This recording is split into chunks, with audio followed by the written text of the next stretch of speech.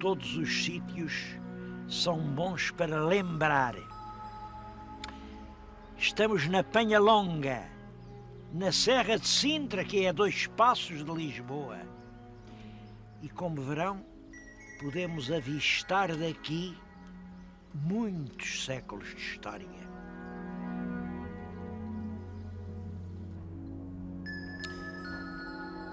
Aquele imenso penhasco é que chamam a Penhalonga. Penhalonga quer dizer grande pedra, e foi ela que deu o nome a este lugar. As pedras com formas estranhas estiveram sempre ligadas a ritos de magia, emocionaram os homens, e eu acho que sim, que das pedras, das grutas, desprende-se qualquer coisa sobrenatural.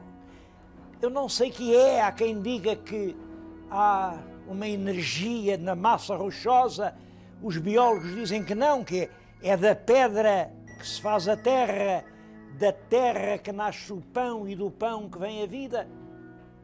Reparem que a Igreja de Cristo começa na frase Tu és Petrus, e sobre esta pedra edificarei a minha igreja. E o islamismo, no lugar mais sagrado do islamismo, em Meca, há uma pedra. E desde a pré-história há inúmeros templos que foram santuários. Penso que é este caso. Sabe-se que aqui, a Penhalonga, nas suas grutas, era um santuário de cultos pré-históricos. Estou justamente numa gruta da Penhalonga, que penso que é um lugar muito importante. Esta gruta, que foi habitada desde tempos antiquíssimos, foi depois, como todos os outros santuários pré-históricos, foi cristianizado. Ou me engano muito, ou eu estou aqui na própria gruta de Frei Vasco Martins. Vasco Martins, o primeiro frade Jerónimo que houve em Portugal. Se esta é quase uma intuição, não me engana, eu estou aqui no berço dos Jerónimos portugueses.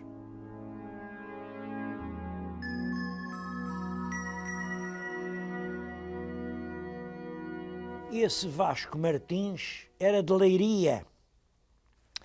Portanto, um conterrâneo meu, um leiriense que, por razões que não sabemos quais fossem, saiu de Portugal e foi para a Itália. Eram, nessa altura, muito numerosos os portugueses que iam até Roma. Roma era a capital da cristandade. Foi dessa altura que ficou o aforismo todos os caminhos vão dar a Roma. O Vasco Martins também foi dar a Roma. Mas daí saiu e foi instalar-se em Siena. Havia em Siena um grupo de homens estudiosos, dados à leitura, que fizeram uma comunidade à volta de um outro chamado Tomás de Siena, e ali viveram uns anos até que o Tomás de Siena morreu. Nessa altura, cada um voltou à sua terra. Havia os que era de Espanha, foram para a Espanha. Havia esse que era português, veio para Portugal e veio aqui para este lugar da Penhalonga. Sabe-se que foi na Penhalonga que ele fez o seu pequeno ermitério. E ali, sozinho, meditava, estudava. Vieram logo muitos outros, mais do que ele entendia que isto de frades devem ser poucos, e ele mandou embora para ali para o pé de Alenquer, o mato, e vale a pena ver esse lugar, também é um sítio fascinante, o convento do Mato. Foi o segundo convento jerónimo. Mas é com estes conventículos que o rei Dom João I funda a Ordem dos Jerónimos. Jerónimos, porquê Jerónimos? Jerónimos, claro, São Jerónimo. Mas reparem, o São Jerónimo, isto que lhe estou a falar, esta história do Vasco Martins, isto é tudo história do século XIV. Ora bem, o São Jerónimo já nessa altura tinha 1000 anos. São Jerónimo é do século IV. São Jerónimo é ainda um romano. É um homem com a velha cultura clássica greco-latina do paganismo que se converteu ao cristianismo e que aceita a revelação de uma verdade nova, de uma verdade completamente incompatível com a cultura clássica. Esse é o grande papel do São Jerónimo. É um doutor da Igreja que faz a passagem da cultura clássica para a cultura cristã. É um homem que troca os velhos livros pelo Evangelho.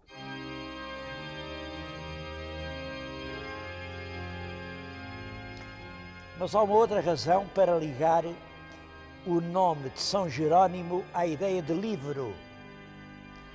É que São Jerónimo foi o tradutor da Bíblia. A Bíblia andava escrita em línguas orientais, portanto, não era acessível às cristandades do Ocidente, e o São Jerónimo redigiu-a em latim. É isso que se chama a Vulgata. Penso que a Vulgata é o livro que teve maior êxito no mundo durante mais de 1000 anos. Foi pela Vulgata que os cristãos leram a Bíblia. É costume representar, aliás, o São Jerónimo rodeado de grandes cartapácios, são lá os outros originais daquele que copiou a Bíblia. Olhem para aquele quadro. Lá está ele a escrever, e tem aos pés um leão. Um leão. A história do leão também é importante. É que uma vez estava no ermo, estava o bom São Jerónimo a meditar e aparece um leão furioso, mas o leão vinha com uma pata ferida. E o São Jerónimo compreendeu que o que fazia mal não era o coração do leão, era aquele ferimento na pata, e então carinhosamente tirou-lhe o espinho, desinfetou-o, curou-o, e o leão ficou tão amigo do São Jerónimo que se lhe estendeu aos pés. Claro que o espinho na pata do leão são os maus livros que se não devem ler. Olhem para aquele quadro. Vem aquela figura. É chifrudo, é o tingoso, é ele, é o Satanás. Lá está, a dar ao São Jerónimo os livros maus, a tirar-lhe das mãos os livros bons. Olhem aquele outro quadro.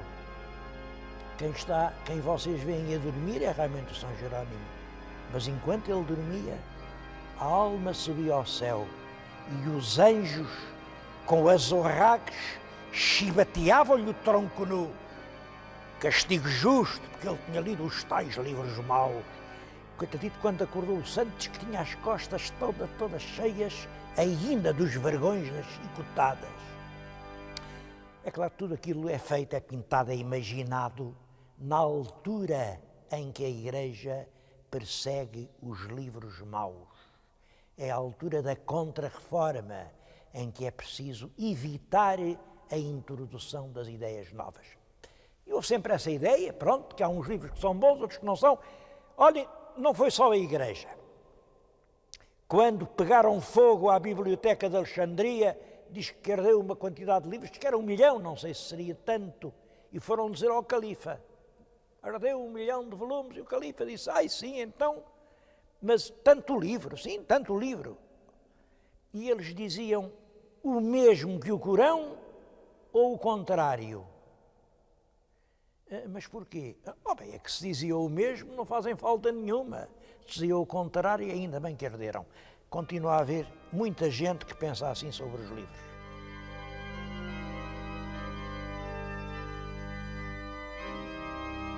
Os frades jerónimos portugueses seguiram bem a lição do São Jerónimo e foram grandes estudiosos. Aqui mesmo este convento era um centro de estudos. Depois fez-se também uma corte. Os reis vinham para aqui, veio o Dom Manuel, veio Dom João III, isto que veem é um claustro feito no tempo do rei Dom João III. Veio o Dom Sebastião, veio o cardeal Dom Henrique. Era um lugar elegante, mas foi sempre um lugar de estudo. E daí que tenham partido daqui pessoas notáveis. O Frei Diogo de Mursa, que foi quem organizou em Coimbra o Colégio das Artes e que depois foi reitor da universidade, Frei Diogo de Mursa partiu aqui deste convento. Um outro homem que saiu daqui é o Frei Heitor Pinto. Esse era o geral dos Jerónimos e tem uma história engraçada. Quando esteve aqui o Filipe II, teve muita consideração por ele, tratou-o muito bem e quis convencê-lo que a ligação com Castela era a solução melhor. Mas o nosso frade nunca concordou com o rei. E o rei, pelo sim, pelo não, quando se foi embora, disse: então vens comigo, foi para Castela. E foi e fez este comentário: já que El Rei não pode meter Castela dentro de mim, mete-me a mim dentro de Castela. Foi, e é claro que não voltou. Outro que saiu daqui, eu já lhes falei nele, é o Frei Brás de Barros. Esse para mim é muito importante porque é o primeiro bispo de Leiria. Era aqui um frade Jerónimo, muito estudioso, muito bom, que o rei Dom João III encarregou de reformar Santa Cruz de Coimbra e de meter a universidade naquele velho casco de Santa Cruz. O Frei Brás de Barros não conseguiu isso. Lá os frades crúzios não se deram bem, a universidade acabou por ir lá para cima. Pior, o superior de Santa Cruz envolveu-se numa cena de pancadaria com o Frei Brás de Barros, andaram os dois às cambalhotas no chão, tiveram que os separar, e nessa altura o rei também não gostou e mandou o Frei Brás para aqui. Foi aqui que o Frei Brás acabou os seus dias. Está aqui um monumento à memória do primeiro bispo de Leiria. Foi ele quem mandou escrever esta pedra. E conta isto: ele, em 1559, dispôs de 20.000 réis de juro para que, para todo o sempre, se dissesse aqui, em cada ano, uma missa pela alma del rei Dom João III, outra pela de sua mulher, Rainha Dona Catarina Nossa Senhora, e outra por seu neto, El Rei Dom Sebastião Nosso Senhor. El Rei Dom Sebastião Nosso Senhor tinha nesta altura 4 aninhos. Foi 20 anos mais tarde que morreu tragicamente na Batalha de Alcácer Quibir. Mas aqui na igreja há outra lembrança desse episódio.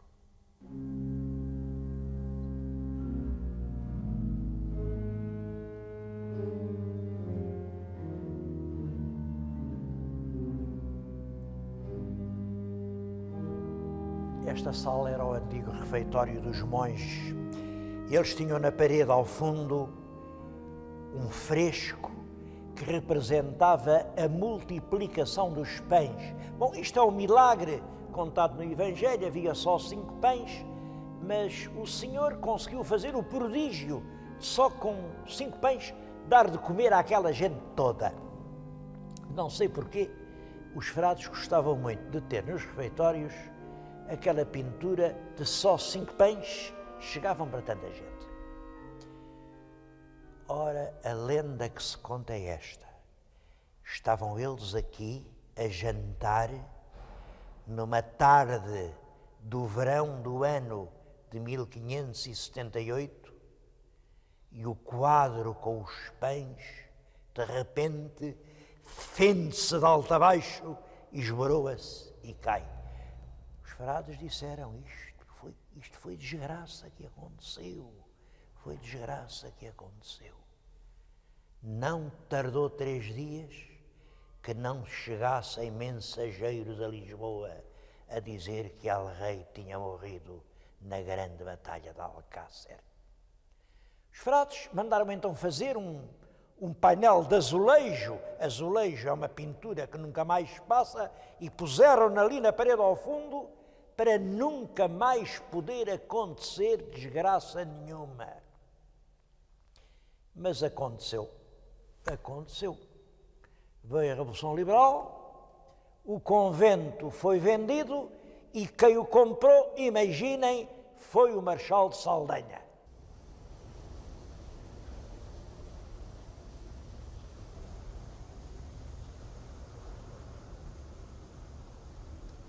É uma figura muito curiosa, esse Saldanha. Ele ainda era neto do Marquês de Pombal, quer dizer, a mãe dele era filha do grande Marquês de Pombal. Como sabem, Pombal foi representante diplomático português na corte de Viena da Áustria. Quando lá esteve, Pombal estava viúvo e casou com uma condessa muito fidalga, mas muito pobre, condessa de Daune. E isso é que lhe abriu depois aquela fulgurante carreira política, porque compreendem, a rainha de Portugal, a mulher de Dom José, é austríaca. Não tinha aqui mais nenhuma austríaca conhecida. Havia aquela menina, a condessa, que ela conhecia do Paço, e assim a família entrou na intimidade real. É desse casamento, do segundo casamento de Pombal com a condessa austríaca, que vem a nascer a senhora que foi mãe do Duque de Saldanha. Não sei se é por isso que está aqui um busto do Pombal, se não é, talvez não seja, pode ser que seja uma pura coincidência. De qualquer maneira, é certo que o facto do Duque ser da linhagem do Marquês de Pombal ajudou-lhe a carreira, porque saiu uma lei que dizia que os filhos dos fidalgos começavam a carreira militar no posto de capitão. Imaginem, começar em capitão, que é onde muita gente acaba. Bem, o resultado é que aos 20 anos estava coronel, aos 27 era general e, sem dúvida, que era um homem com qualidades. Era um homem de uma valentia fulgurante. Ele era cavaleiro. E, de facto, eu ainda ouvi, já devo ser muito velho, porque ainda ouvi lá na Beira Baixa uma pessoa contar-me que o pai dele tinha sido soldado do Saldanha e que o pai dele dizia, quando ele passava por nós, aqueles olhos eram duas alinternas. Duas alinternas eram, quer dizer, dois focos de luz. Quando um homem consegue parecer aos seus soldados que traz na face duas lanternas, é realmente um homem que sabe comandar. E o Saldanha tinha esse dom. Os soldados atrás dele não temiam nada. Foi um grande soldado. Infelizmente era um homem que não tinha nenhuma ideia na cabeça. Ele não era nem da direita, nem do centro, nem da esquerda, nem sabia o que isso quisesse dizer. Ele era pelo Saldanha. Por isso, nós, desde 1823, que é a data da Vila Francada, como sabem, o movimento de direita que repõe outra vez o absolutismo em Portugal. Até 1870, reparem-se, quase 50 anos depois, é o tempo da saldanhada, este homem está metido em todas as golpadas, em todas as conspiratas, em todos os movimentos, em toda a balbúrdia militar, e é um homem que contribui pesadamente e gravemente para a crise do nosso liberalismo. Claro, diz, há caricaturas em que o apresentam como o homem das 1000 caras, porque ele era tudo, era cartista, era anticartista, era pela rainha, dizem que não tinha caráter nenhum. Não é verdade. Para ter caráter é preciso ter ideias. E quem não tem ideia nenhuma tem muita sorte, porque pode tê-las todas. Isto era assim no tempo de Saldanha, e reparem que não mudou muito. Quem não tem ideia nenhuma continua a poder ser. E é o caso do Saldanha. Agora, aqui, na Penhalonga, Saldanha deixou uma triste memória. Ele apanhou isto por 200 mil réis, e depois o que ele fez foi escavacar. Isto era um lindo monumento manuelino, renascentista, só que o rei Dom Fernando, estava nessa altura a construir o seu palácio em Sintra, o palácio lá de cima da Serra da Pena, e o palácio precisava de pedras ilustres. Dom Fernando adorava uma linda coluna manuelina, uma janela, e o Saldanha aqui implacavelmente escavacou o velho convento para dar as pedras ao rei Dom Fernando. É claro que o rei ficava muito grato, fazia-lhe sorrisos bonitos. O Dom Fernando é o tal rei artista, e ele assim lá ia conseguindo, pagando, enfim, com as pedras egrégias, os galõezinhos na manga. Quando ele saiu daqui, a Penhalonga era uma triste ruína. O convento passou depois por várias mãos. Foi do honrado Tomás Maria Bessone, que gastou uma boa parte da fortuna aqui para tentar reconstruir isto. Depois passou para os viscondes da Gandarinha. Esses Gandarinhas são dos tais barões liberais, que tinham feito uma grande fortuna entre o Brasil e a África. Isto onde eu estou era o gabinete de trabalho da Viscondessa da Gandarinha. Ela depois foi feita Condessa da Penhalonga. Vejam o gosto árabe que ela deu a isto. Era a antiga Biblioteca dos Frades. O que estão a ver era onde os frades Jerónimos outrora punham os seus veneráveis cartapácios. Agora não se vê um livro. O que se vê a toda a volta é um friso com brasões, com uma frase que diz, vocês vão julgar que diz Penhalonga, Penhalonga, Penhalonga, não é isso. Diz, Alá é Deus, Alá é Deus, Alá é Deus. Vejam as voltas que o mundo dá. Mas tudo tem um final feliz. No ano 1582, saíram do Japão 4 príncipes para vir à Europa apresentar cumprimentos a El Rei de Portugal e ao Papa. Os príncipes vieram acompanhados por um religioso da Companhia de Jesus e estiveram aqui no convento da Penhalonga. Este facto deu brado. Isto é uma gravura alemã que narra o acontecimento, e o livro alemão onde isto se conta chegou ao Japão. No Japão, espíritos cultos quiseram vir reconstituir os passos dos 4 príncipes, e isso os trouxe aqui à Penhalonga. Por isso, uma grande empresa japonesa comprou a velha propriedade e transformou-a hoje numa estância turística.